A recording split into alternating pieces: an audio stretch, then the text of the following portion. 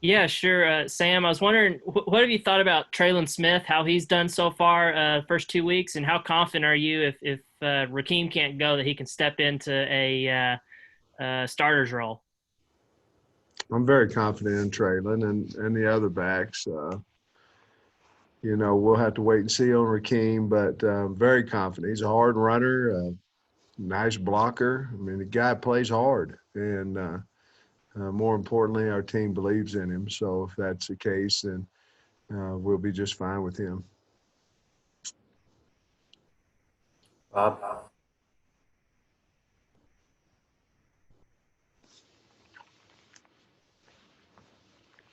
Hey, Sam, I guess there are multiple reports out of Auburn that KJ Britt's having surgery tomorrow, so he's out for this game. Well, what's your take on that, how that might impact the game, Auburn losing one of their best defenders? I don't know. Obviously, KJ Britt, in my opinion, is one heck of a football player. That would be uh, very disappointing for Auburn and for us. I mean, we want their good players to play and things of that nature. But if not, I'm sure they have guys. Steiner is his backup, so I'm sure he'll be ready to play. But that's sad news. It really is, because KJ's a really good player, really good person.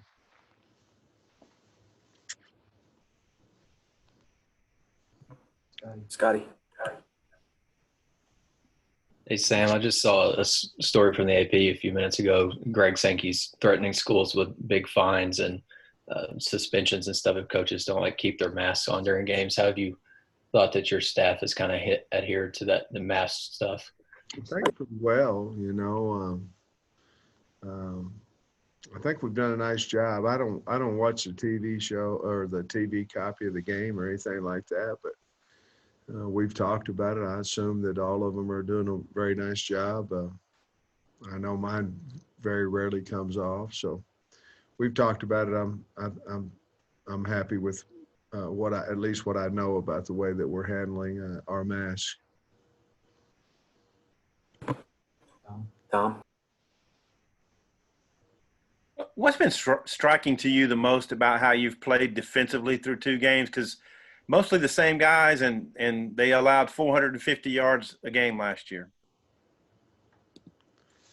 Well, I mean, they're playing about like what I thought they would. Barry and his staff have done an outstanding job of motivating them and getting them to play hard and running to the ball and understanding what the opponent's going to do. I'm awful proud of them, I'll say that. And we're well aware that we didn't have the best defense in the world last year. But from what we've seen since we've been here, we're getting in games about what we expected to get. Nikki? Coach, what were some points of emphasis for your guys this week? And then also, how did they handle the wet ball practices? Well, we're getting another day today, Nikki, of wet ball. And then we've had, this will be our fourth day that we've handled it.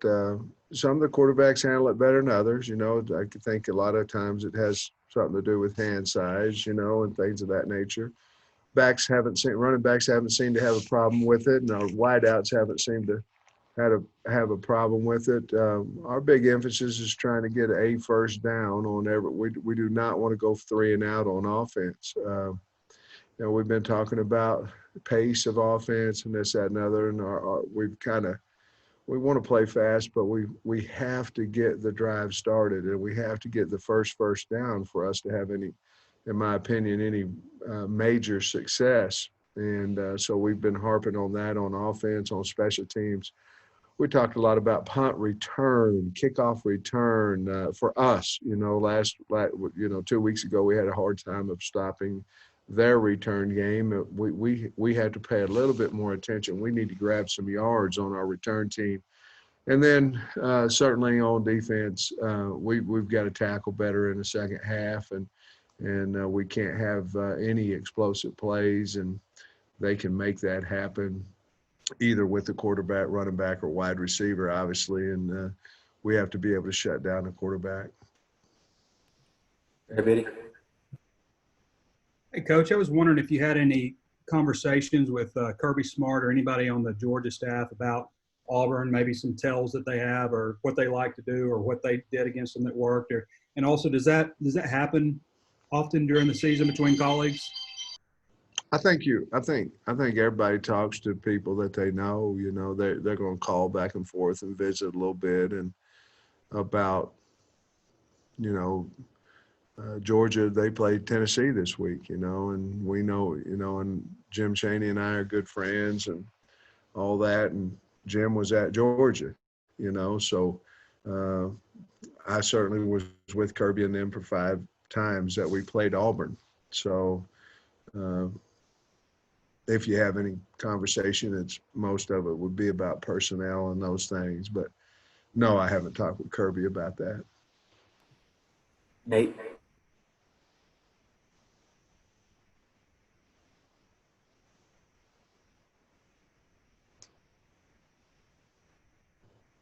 Sorry, Kyle, just go ahead and I wasn't around this week, so get somebody that really knows what's going on to ask. Otis. Yeah, Coach Pittman. Hey, how's Bo Limmer, Brady Latham, and any of the backups like Luke Jones or Shane Clinton, any of the guys that's played, how are those guards playing, in other words, for you? I think they're playing better. You know, they're young, so they probably should get better each week. You know, you have Clary, Clinton, Wagner, some of those guys, Luke Jones, that are obviously getting better at practice and things like that. I've been really pleased with Limmer and Latham. I think they're coming on. They're playing better because they work extremely hard in practice. So I'm pleased with the progress that we're making up front. We've got a long way to go, but I think we have a little bit of depth, and the kids are really practicing hard. But I've been pleased with Latham and Limmer. Coach. Yeah, Coach, obviously you don't want injuries, but does a game like what you had at Mississippi State, do you come away from that, you know, feeling better about your depth than you would otherwise? I think the team does too. You know, obviously we do, but I think the team does. I think the team believes that, you know, if we take 70 kids, 67 kids last week, and that's who we need to win the game. And I think our kids, that sure helps our kids believe that. You know, we took out Hudson Clark at the end of practice yesterday and said, hey, look, this guy was ready. He played 2.5 quarters. He was ready to go. We knew he was capable. He just wasn't quite as good as the guy in front of him. But we knew he was capable of playing good football, and he was ready mentally. He didn't pout. He didn't soak around. He said, hey, man, I get my chance. I'm going to go in there and prove that I belong on this field. So I think the kids proved it even a little bit more than what we did by just talking about it. Let me know if you've got more in the chat, Bob. Hey, Sam, I know Hammond's, he's got a lot of speed. He's had some big games in the past, but getting him the ball the way you guys have, these first couple games haven't worked too well. Do you take that play out of the book, and what do you feel you can do to maybe get him going a little bit? Well, he got to get open. We got to get the ball to him. You know, obviously we've tried a couple of things with him that hadn't worked too good, but he's practicing hard. He's helping us on special teams. We're glad he's on the football team, but he's where he probably should be on the depth chart right now. Until he gets a little bit better, he'll get more opportunities. But he's practicing hard, and I'm proud of him. Scotty. Yeah, Sam, if Rakeem's not able to go or give you much on Saturday, who do you guys feel most confident in behind Treylin Smith? I think you have two. You know, you have Dominique and you have Spivey. You know, you have Dominique Johnson Spivey. So I don't really know. I think it's going to be dictated on, is it muddy? Is it, a muddier game might be better for a bigger guy, which would be Dominique, So I'm not positive who we'd go with first. I'll know Saturday morning. We'll discuss it and decide. But I think you'll see all three of them play, assuming Rakeem can't. And if Rakeem can, then you probably see a couple of them.